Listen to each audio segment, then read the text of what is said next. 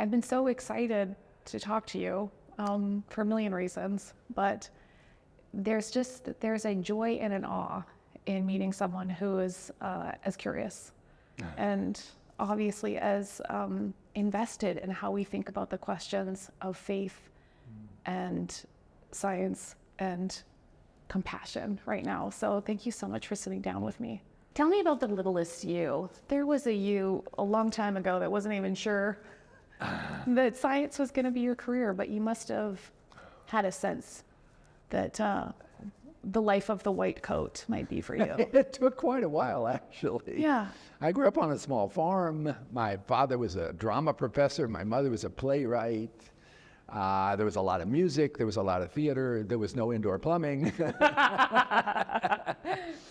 And science didn't really get that much of a draw on me until high school chemistry class. Yeah. And then I thought, oh, this is a detective story. You have to use the tools of science to find out how things work. Yeah. Sometimes you get clues and sometimes they're misleading, but eventually there is truth to be discovered about nature, and science is the way to get that. How cool is that? That's what I want to do. In the early years when you had you had a purely rationalist framework, is that fair to say? I guess I thought it was very moving that it was a hospital patient that was the first one that kind of piqued the but then what meaning can we make of all this? Yeah, I had no religious upbringing. I did get sent to the local Trinity Episcopal Church to sing in the choir. I learned a lot about music. I learned nothing about theology because my parents kind of said, just ignore that stuff. Learn how to figure out how to sing harmony. And so I got to college, and there are these debates about what do you believe, and I was like, I don't think I believe any of this. Yeah. And by the time I was a graduate student at Yale studying physical chemistry, I was an atheist. And then I had this change in my scientific leanings towards life science, which was sort of a surprise to me. I hadn't really considered that until I got pretty far along and decided I'll go to medical school. That'll keep my options open. Why the University of North Carolina decided that was a good reason to admit me to their class is still a bit of a mystery. But there it was. I showed up. And by the time you get to the third year of medical school, you're really out there on the wards taking care of patients. And there was that one patient who was an elderly woman with really bad heart disease who had a lot of chest pains that I watched her go through and thought, how would I handle that? Mm-hmm. And yet she would at the end of that say, I was bad, but Jesus was here with me. And she shared her faith so openly, so completely without artifice. And I was sort of stunned by all that and didn't know what to say. And at one particular moment, she asked the question, Doctor, what do you believe? And it's just that blinding moment of realization that I've just been asked the most important question of my entire life, and I have nothing to go on to provide an answer. Because I realized, I'd kind of slipped into atheism, but I hadn't really thought about it. It was the default. It was the answer that meant I don't have to be accountable, and I don't have to think about it, and probably all scientists would agree with this, and it's not going to put me in a position of being in any discord with my colleagues. But that's not a good answer. Yeah. So I was determined, okay, if I'm going to be an atheist, I better have a better answer to why, instead of I don't know. Yeah. And that began then a really 2-year journey to try to understand, why do people believe in God? What is the possible way that somebody who is living the life of the mind and determined to be a rigorous scientist, how could you possibly buy into this kind of argument for something outside of nature? That was a big leap for a very secular-minded, metaphysical naturalist, which I guess is what I would have been called at that point. Frankly, I was worshiping a particular religion called scientism. Which it takes as the prior, the ultimate basis of all thought is that there's nothing outside of the natural world and that science can teach us how that works. If that's your prior assumption, you're never going to get onto consideration of God and the supernatural because you've ruled it out from the beginning. Mm-hmm. And that's where I was. Mm-hmm. But that's scientism, and that I began to realize also really limits you as I had the chance to think a bit more broadly, with a lot of help from reading C.S. Lewis and a Methodist pastor down the road who was willing to listen to my blasphemous questions. Those are the best kinds. like, let's dig in here, virgin births. But I also realized this pastor and this amazing C.S. Lewis who kind of traveled this field, they opened up to me questions that I had considered just off the table. Like, why is there something instead of nothing? If the universe had a beginning, how do you explain that? What came before the Big Bang? It couldn't very well be natural, or you haven't answered the question. You have to have something outside of space and time in order for the universe to come into being. It seemed that way to me. And even from science, then, I began to wonder, I'd spent most of my time as a PhD student working in quantum mechanics with these equations, second-order differential equations. I learned to love them, and they're beautiful, and yet somehow they work. They describe how matter and energy behave. Why should that be? Why should the universe follow mathematical equations? That seems like there's a mind behind this. And then even more compellingly, the one that really blew me away and said, okay, I'm not going to be able to be an atheist anymore, is the fine-tuning of the universe. The fact that these constants that determine how matter and energy behave, the gravitational constant or the speed of light or the weak or strong nuclear forces, they have to have exactly the value that they do within like 1 part in a billion, or nothing works anymore.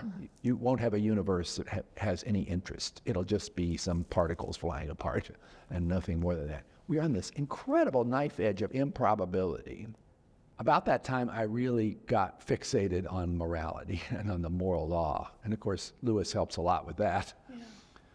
And I could see that in my own heart, I was also very much attached to the idea that there is something called good and something called evil, and I'm supposed to do what's good. And I could kind of see down through all that we know about human history, all cultures have had that same sense, even though they have a different idea about what goes in the good column and what goes in the bad column. They won't say, there's no such thing. Where's that coming from? Evolutionary psychology doesn't quite do it for me when it comes to things like radical altruism. So this was kind of calling for a realization about, written in my own heart, what might be a signpost towards a good and holy God who wants me to be the same. And that was interesting. But it was also increasingly disturbing because I knew I was failing.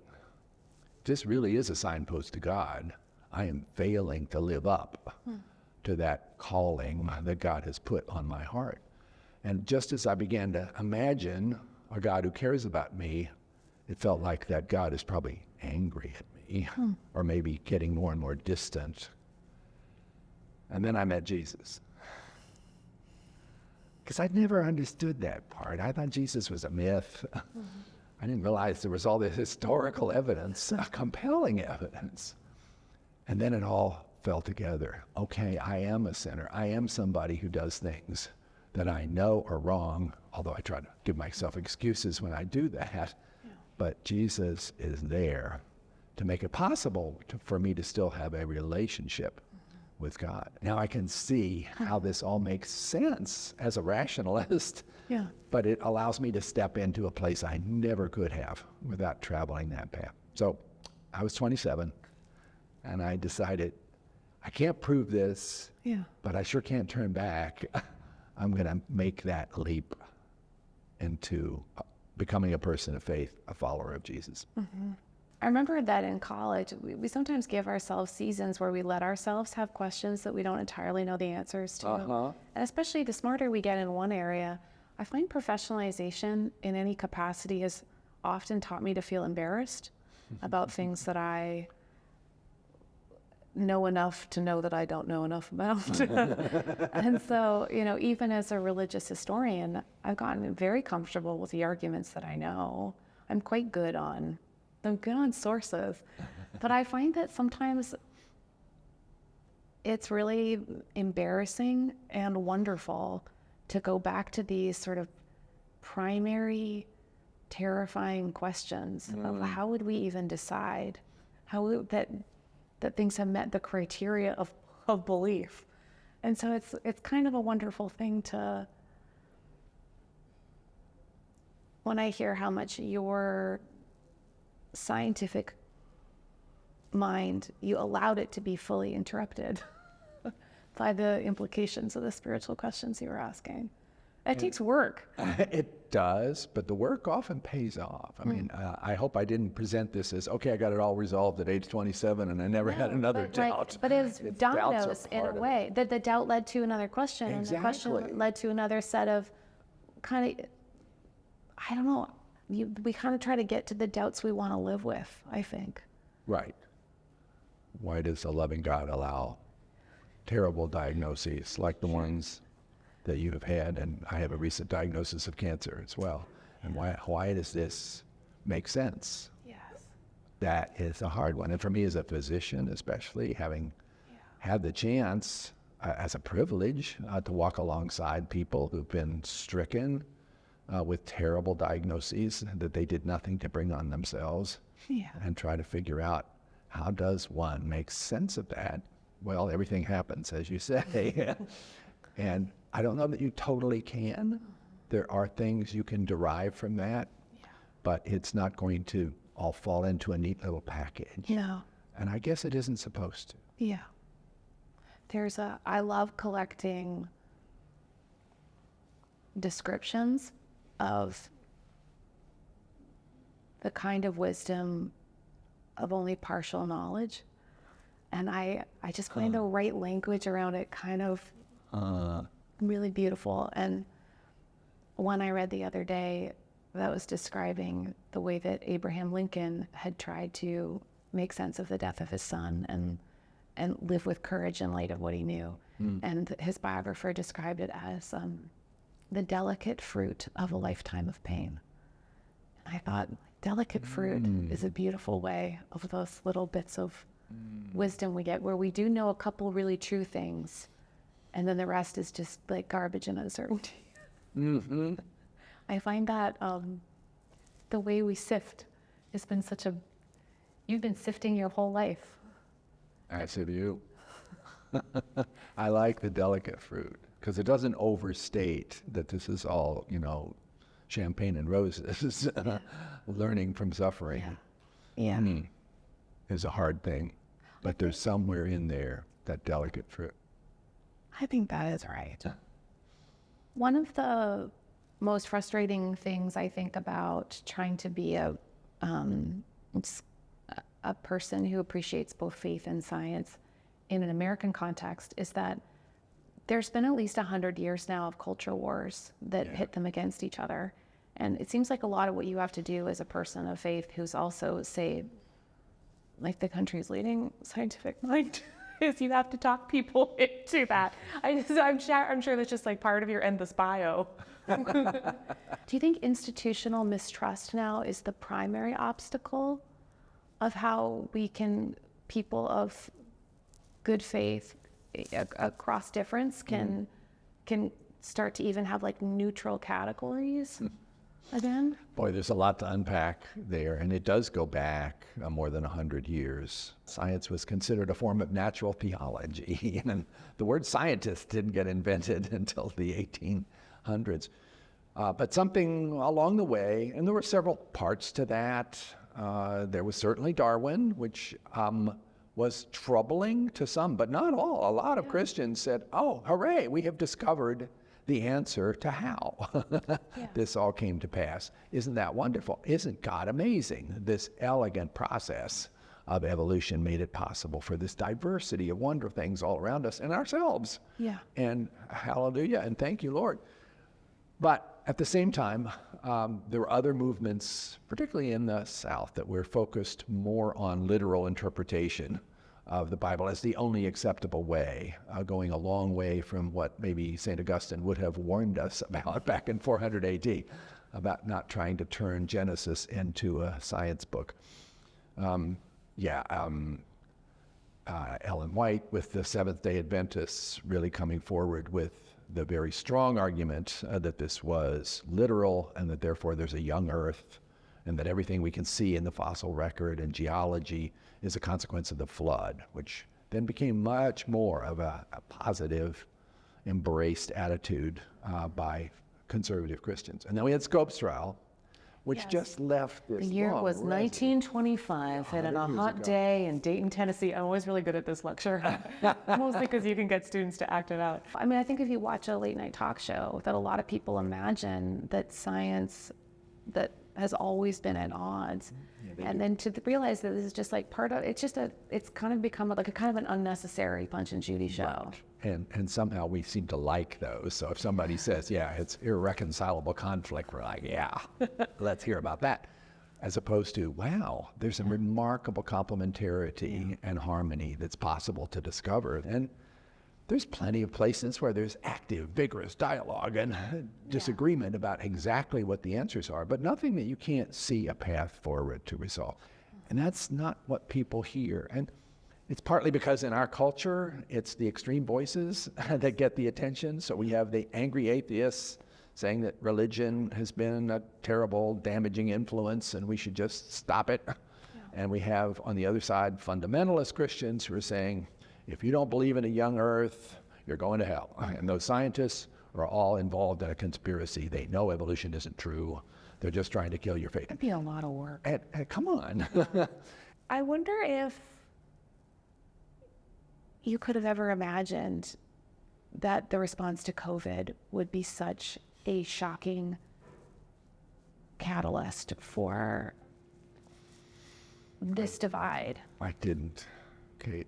And it breaks my heart when you see how that divided us just at the point where we most needed to come together. Yeah.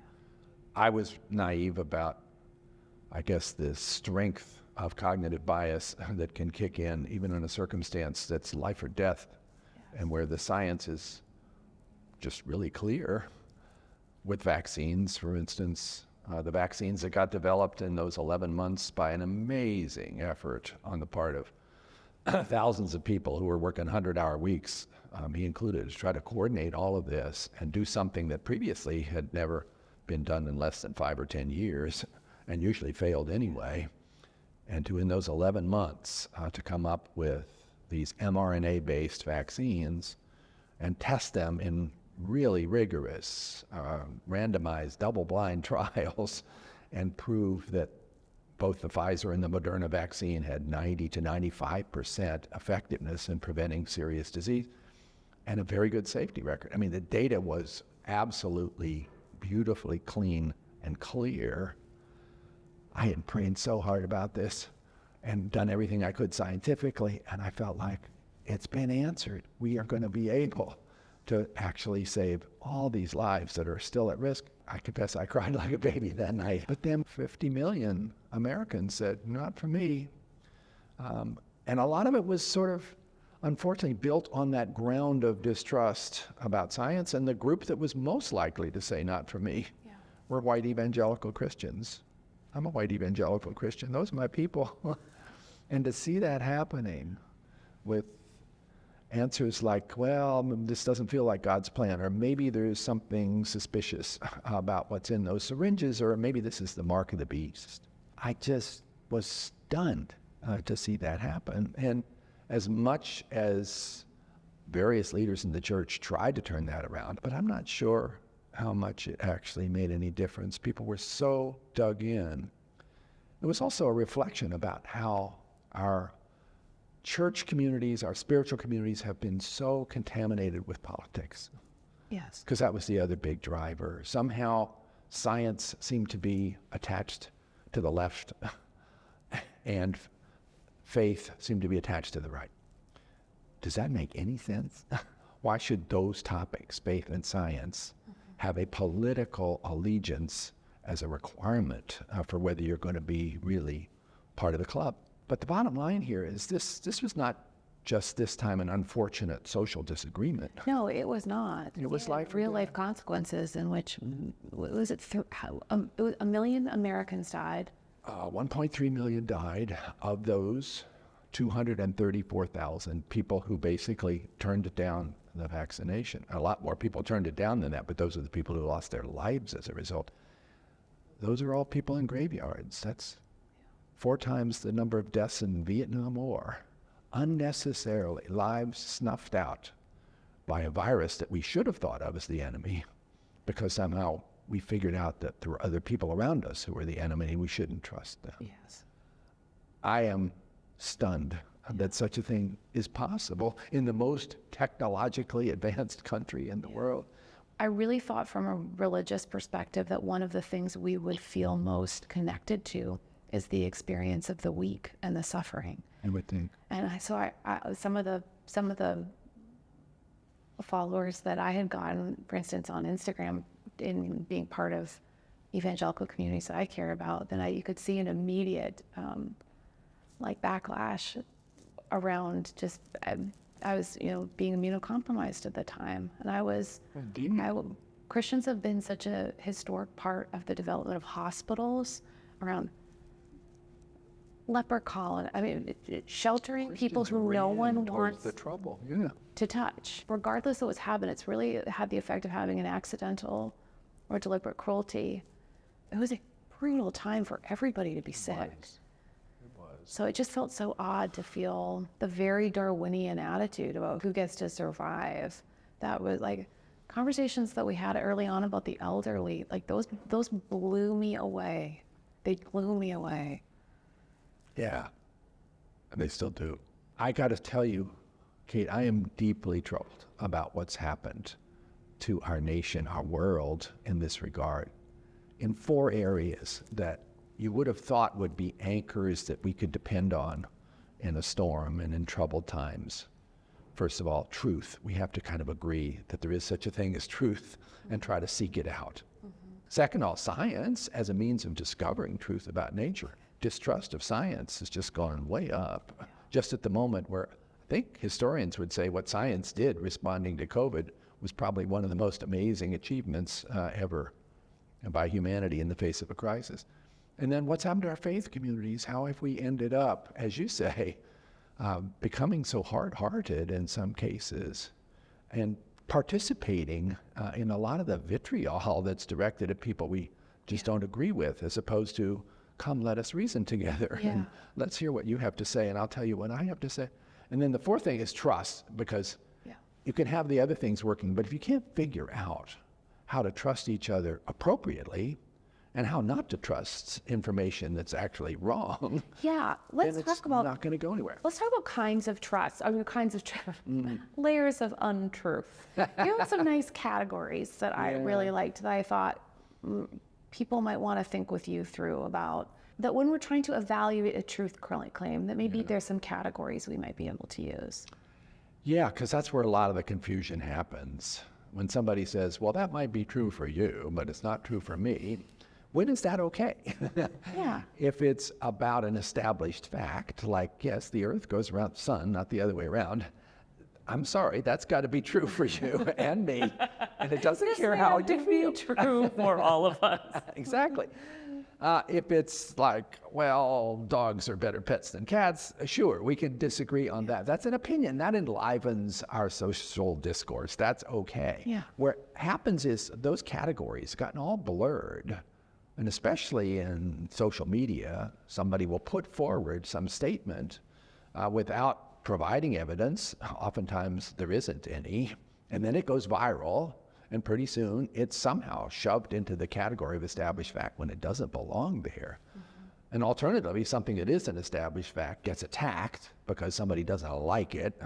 And established facts don't really care whether you are liking it or not. They just are. Yeah. And then that gets shoved out of the category where it belongs, and now it becomes an opinion. Yeah. And we've muddled that all up.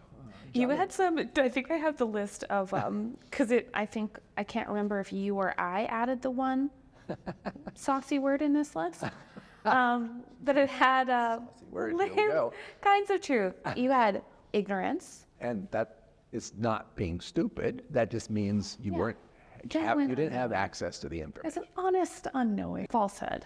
So that is a statement that is simply not true, can be shown to be an incorrect representation of the facts. It's false. A lie. A lie is more intentional, right? Lie carries with it some motivation that I'm going to put this forward because I've got an agenda and I'm not really caring about the fact that it's not true. I'm trying to make a point. Delusion. Well, we all have lots of those too. And you got to be a little more forgiving. Maybe it's a little bit like ignorance, but a delusion is that you have taken on board something that is not correct and you don't fully realize it. Bullshit. Yes.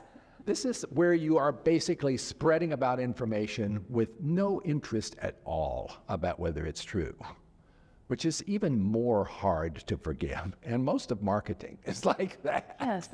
Right? Most of the beginning of 24-hour television and content filling. I remember that, like, I used to study religious media, and the moment where people felt that they had 24 hours to fill was the spread of some very exciting new theological developments. Propaganda. Well, that's taking the extreme of lying and turning it into a political, oftentimes, agenda, and relentlessly putting forward the same lies over and over again. And you would think we, being rational creatures, would not have that actually affect us, but it does. Yeah. And that's how demagogues, most recently Putin, have succeeded in completely convincing millions of otherwise rational people of things that are absolutely provably false, because keep hearing the propaganda over and over again. And then it's like, well, I keep hearing that, it must be true. Mm-hmm. That's dangerous. And let's just say it's not completely missing from our current American experience either. If you say the same lie over and over again, people start to say there must be something there. Yeah. It's very hard to argue forcefully, like argue substantially with the kind of humility that I know you want. We're entering an election year in which people are already, I mean, there's just fractures everywhere. I know there's all kinds of community leaders who are just looking at people they love, even in the same building, as survivors of the last few years. I wonder if we could talk a bit about how we can enter back into a conflict, because there will be conflict this year. Oh, yeah. And in the years to come, but like with a kind of like a soft-heartedness that we want.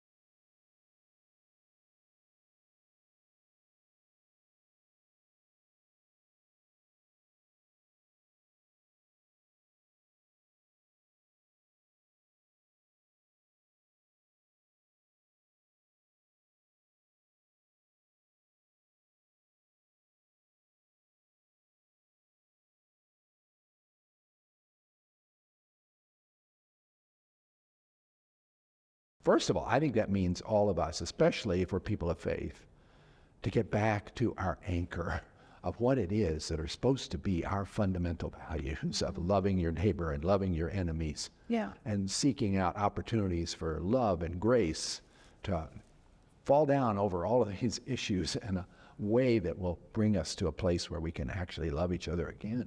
Yeah. And then I think it means we all have to work harder at reaching out to people we identify as not agreeing with and listening to them. But you learn so much from people whose opinions, when you walk in the room, you think, well, I could never spend time with that person. And you end up after an hour and a half, like, we're all friends here. Mm-hmm. We realized we weren't that far apart. The other group, I got to say, Kate, that I'm really troubled about is what's happening to young people. Because they see all of this, and they're being barraged by messages on social media that are really destructive for their mental health, and particularly girls.